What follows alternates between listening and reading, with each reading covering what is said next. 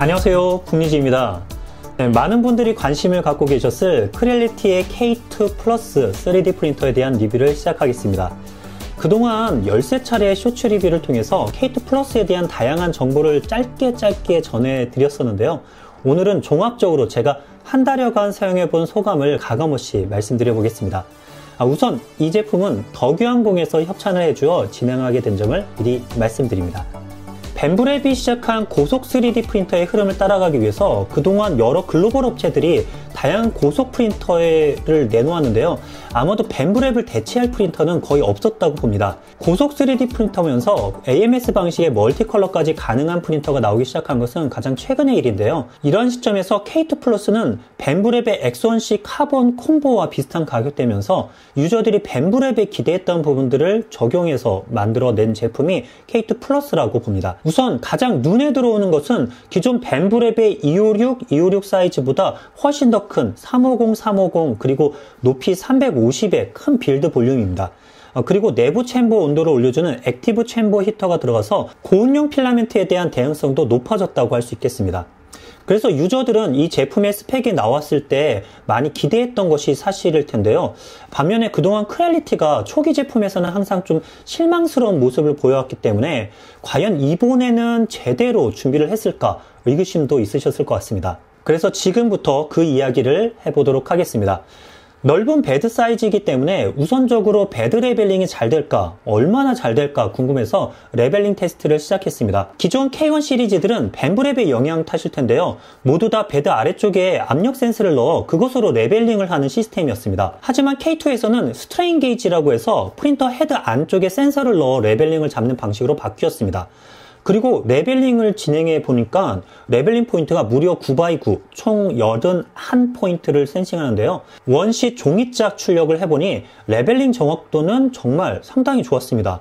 하지만 작은 출력물에도 81포인트를 모두 다 찍다 보니까 초기 캘리브레이션 시간이 오래 걸린다는 단점이 있는데요.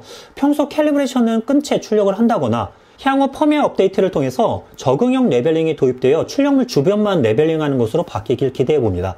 K2 플러스가 기존 데스크탑 프린터의 흐름과 좀 다른 점 중 하나는 무게가 무척 무거워졌다는 점입니다. 벤브랩의 X1C나 크렐리티 K1이 15kg이 안 되었고 300x300 빌드 사이즈인 크렐리티의 K1 맥스도 스펙상으로는 18kg으로 나오는데요. K2 플러스는 무려 35kg이나 됩니다. 이 때문에 배송 이후 설치 시 허리 힘 꽤나 써야 했는데요. 아주 단단한 다이캐스팅 몸체로 인한 무게의 증가는 프린터 구동의 안정성 측면에서는 무척 긍정적이라고 봅니다. 일단 고속 출력 시에도 흔들림이 기존 프린터에 비해서 훨씬 적다는 생각이 들었습니다. 무게 증가 중에는 베드의 크기와 두께 증가도 큰 역할을 했을 것으로 보는데요. 베드 변형이나 흔들림 등도 적고 안정적인 출력에서는 좋겠지만 사용하다 보니 한 가지 이슈가 있습니다. 스텝 모터를 딱 끄는 동시에 Z축의 힘이 풀리면서 베드 무게를 이기지 못하고 그냥 베드가 바닥까지 쭉 내려가 버립니다. 요즘 프린터들은 출력 중 전원이 나가더라도 다시 전원이 들어오면 출력을 재시작할 수 있는 파워 리커버리 기능이 있는데요.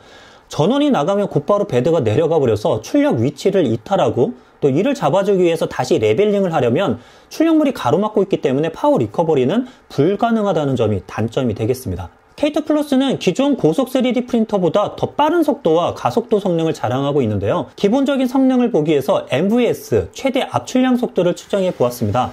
K2 플러스는 기존 K1 시리즈보다 훨씬 더 긴 노즐 형태를 갖고 있는 만큼 필라멘트를 더 넓은 영역에서 녹여주어 압출량에서도 어느 정도 향상이 있을 것으로 예상했는데요. 실제 일반 PLA에서조차 기존 벤브랩보다 최소 10 정도 높은 32 큐빅 밀리미터/세크의 MVS를 얻을 수 있었습니다. 이러면 굳이 고속용 하이퍼 필라멘트를 사용하지 않고도 충분히 고속 출력이 가능하다는 말로 볼 수 있겠습니다. 그리고 고속 출력을 위해서 기존 스텝 모터에 컨트롤러가 추가된 FOC 방식의 스텝 서버 모터를 채용했다고 하는데요. 저는 예전에 서버 42C를 적용했던 경험이 있어서 그 모습을 기대하고 출력 중에 일부러 탈조를 일으켜 보았는데요. 웬만한 힘으로는 탈조를 만들 수가 없었습니다. 모터 토크가 상당히 크다라는 것이겠죠. 그래서 엄청 큰 힘으로 밀었는데 서브로 하면 다시 돌아와야 할 텐데 돌아오진 않았습니다. 해당 슈츠 리뷰 영상의 댓글에 탈조가 난 게 아니라 아예 벨트가 풀리를 타고 넘어간 게 아닌가 하는 의견이 있었는데요. 그럴 가능성도 높아 보입니다. 그 정도로 안 밀린다면 높은 가속도에서 탈조로부터는 안심해도 될 것으로 생각이 들었고요. 그리고 모터 변경 때문인지 고속 프린터들 중에는 상대적으로 출력 소음이 조용한 것도 특징입니다. K2 플러스는 많은 분들이 알고 계시듯이 CFS라고 하는 필라멘트 공급 장치를 포함하고 있습니다.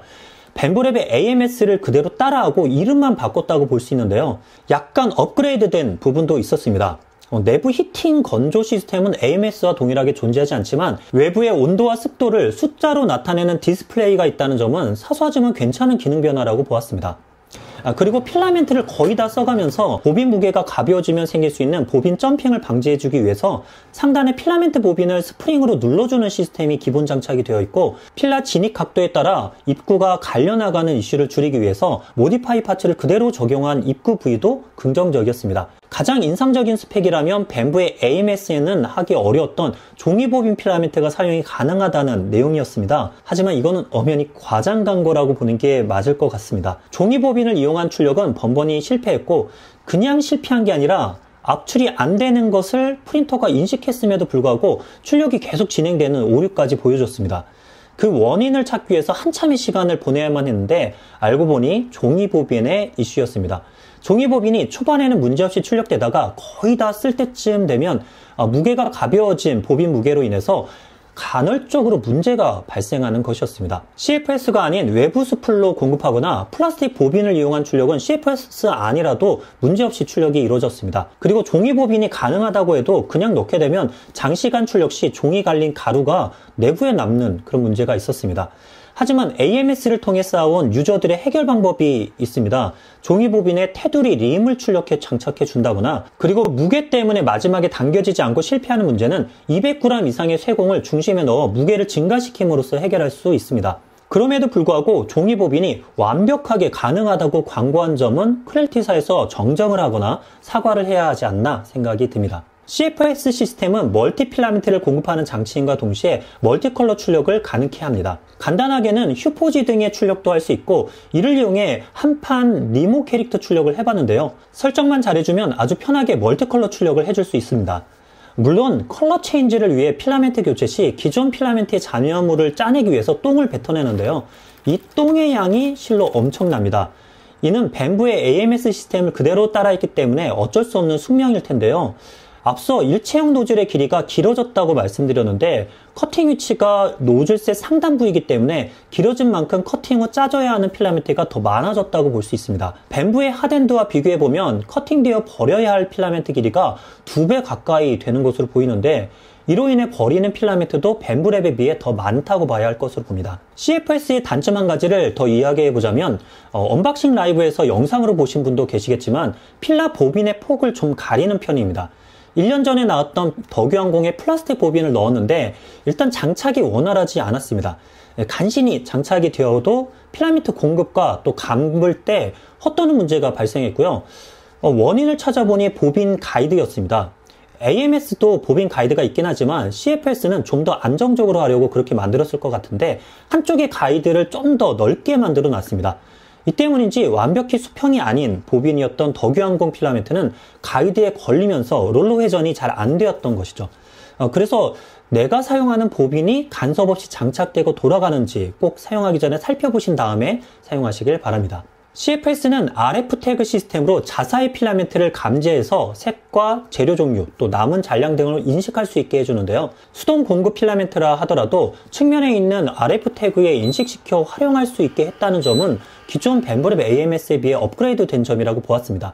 하지만 샘플로 제공된 크렐리티 전용 필라멘트에 대해서 인식이 잘 안 되는 문제도 있었습니다. 어떤 슬롯에서는 인식을 해주는데 다른 슬롯에서는 물음표로 표현되는 등 왔다 갔다 한다는 점이 뭔가 안정성이 떨어진다고 느껴졌습니다. K2 플러스는 빌드 플레이트가 큰 만큼 대형 출력이 적합한 프린터라고 생각합니다. 확실히 헬멧 등을 출력해보면 여유롭고 넓은 빌드 플레이트가 장점이었는데요. 출력의 전반적인 퀄리티는 좋아 보였습니다. 하지만 몇 가지 추가 테스트를 진행했을 때 기대보다 못하다는 생각이 들었습니다. 첫째, 제트 높이 350mm의 직선 타워를 출력을 해보았는데요. 상단으로 가면서 약간씩 레이어가 흔들리는 게 보였습니다. 물론 이게 특정한 각도의 빛을 비춰야 도드라지는 모습이겠지만 이런 부분까지도 잡혔다면 좋았겠다 싶은데 좀 아쉬웠습니다. 제가 출력 품질을 보기 위해서 레퍼런스 출력물로 늘 출력해오던 50% 사이즈의 베이비 그루트의 출력은 실망 그 자체였습니다. VFA라고 하는 링잉 등의 현상이 표면에 영향을 미쳤다고 보았는데요. 실제로 제품 홍보에서도 그렇고 기존작 K-ON 맥스에서의 VFA 테스트 결과와 비교해봐도 특정 속도 구간에서의 출력거리는 모습은 많이 줄었습니다. 하지만 디테일한 실제 출력물의 결과가 이렇게 나오니 기대하며 출력을 했던 터라 많이 아쉬웠습니다. 얼굴 표면이 매끄럽게 잘 안 되었고 많이 흔들리는 결과물이었습니다. 제품 초기여서 그런지 크레얼리티가 그동안 그랬던 것처럼 여러 이슈가 있었습니다. 제가 제품을 받아서 테스트하는 2주 동안 경험했던 로그에 기록된 오류들인데요. 이 중 많은 부분은 원인을 알고 해결 방법도 확인이 되었지만 이런 이슈들에 대한 점검 없이 제품을 출시했다는 점은 확실히 마이너스 요소라고 보았습니다. 벨트 텐션에 대해서 센서로 측정된 텐션 값을 토대로 별도의 모터로 당겨주고 밀어주고 하면서 자동 텐션 조절이라고 하는 아주 신박한 기능을 만들어 놨는데요. 이게 인풋 쉐이핑 캘리브레이션을 하기 전에 점검을 하나 봅니다. 근데 바로 이와 같은 에러가 떴습니다. 저는 제가 받은 것만 문제인가 싶었는데 주변의 K2 플러스 리뷰어들과 최근 물품을 받기 시작한 해외 유저들의 많은 수가 같은 오류를 경험하고 있었습니다. 얼마 전 업데이트된 크레얼리티 위키에는 이 이슈를 수동으로 해결해주는 방법이 잘 올라와 있었는데요. 이런 제품의 새로운 특징에 대한 부분만큼은 좀 더 신경 써서 소비자가 수동으로 안 해도 될 정도로 만들어 제품을 내놓았어야 하지 않나 생각이 듭니다. 또한 새로 업데이트된 크레얼리티 프린트라는 전용 슬라이서도 아쉽기만 했습니다. 이게 저는 맥 사용자여서 더 그랬던 것도 같은데 맥 시스템과의 최적화는 아직 안 되어 있는 거 아닌가 싶습니다. 그래서 쇼츠 리뷰에서는 제가 크레얼리티 프린트를 그냥 쓰레기라고 했었는데 정정합니다. 제가 한번 윈도우 사용자의 PC에서 크레얼리티 프린트 슬라이서가 오르카 슬라이서보다 슬라이싱 속도가 더 빠른 것에 놀랐었는데요. 맥에서처럼 깜빡거리는 문제도 없었고요. 하지만 K2 플러스가 멀티컬러 출력이 가능한 프린터라는 점을 생각한다면 당연히 멀티컬러 파츠에 대한 어셈블 기능이 되어야 할 텐데 크레얼리티 프린트는 그런 기능이 없었습니다. 크레얼리티 프린트에 있는 어셈블 기능은 그냥 그룹 기능으로 작동되고 있었습니다. 향후에는 슬라이서도 업데이트되면서 가능하게 되겠지만 이런 빈 부분이 초기 사용자들에게는 당황스러울 것으로 보고 공유드립니다. 제품의 포장 부분도 좀 아쉬웠습니다. 일단 제가 고무발이 부러져 있어서 당황스러웠는데요. 저는 무게가 너무 무겁다 보니 제가 기울여서 내리다가 한쪽으로 힘이 쏠려서 부러졌구나 싶었는데 근데 라이브 마치고 영상을 보다 보니 힘을 받은 쪽이 아니라 공중에 떠 있는 부분이 부러졌음을 알고 포장 박스를 확인해 봤는데요. 고무발 장착이 되어 있는 위치가 쿠션이 안 되어 있는 채 외부와는 종이 박스 한 겹만으로 인접하고 있었습니다. 그리고 깨진 발 부분에 박스 종이가 뭔가에 의해 찢겨져 또 있었는데요. 아마도 무게 때문에 배송 도중에 쿵 내려놓는 과정에서 쿠션 없는 발 쪽에 힘을 받아 깨진 게 아닌가 싶습니다. M4 볼트가 체결되어 있었는데 이게 부러져 버릴 정도로 강하게 힘을 받았던 것이죠. 근데 이건 저만의 이슈가 아니라 해외 유저들 중에도 상당히 많은 수가 발이 부러진 채 어떤 유튜버는 4개가 모두 부러진 채 배송을 받았다는 리뷰가 있었습니다. 이건 잘못된 박스 포장 설계 이슈가 아닌가 싶습니다. 그래서인지 크레얼리티 위키에는 해당 이슈에 대해서 고객센터에 연락을 취해 해결하라는 내용과 변경된 발 디자인이 올라와 있었습니다. 그리고 포장 부분에 또 마음이 안 드는 부분은 패킹 시 사용한 테이프인데요. 이 테이프가 제품 표면에 지저분하게 남아있어 쉽게 제거가 안 됩니다. 그래서 너무 덕지덕지 지저분한 이 테이프 자국을 한참을 지워야만 했는데요.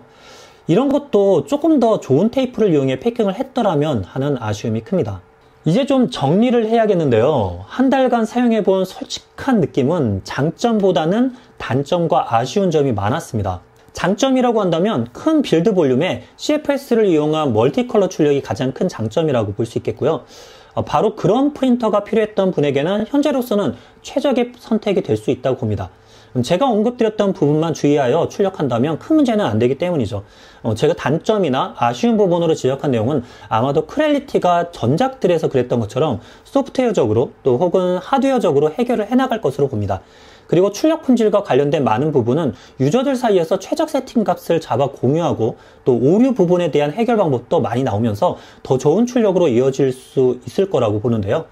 그래서 큰 이슈가 아니라고 볼 수도 있겠지만, 하지만 드는 생각은 이 제품은 20만원대의 엔더3가 아니라는 점이죠.